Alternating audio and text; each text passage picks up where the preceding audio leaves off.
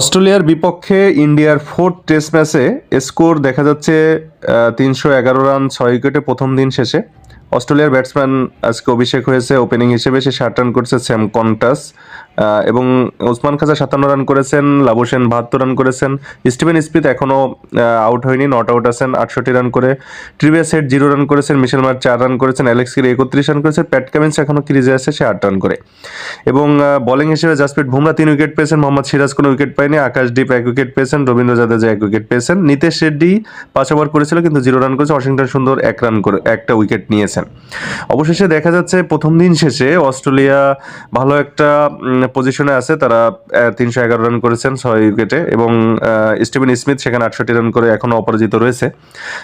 তবে অবশ্যই test match খেলা তো কিছু বলা যায় না, বাকি দিনগুলো অপেক্ষায় থাকতে হবে যে কি হতে যাচ্ছে।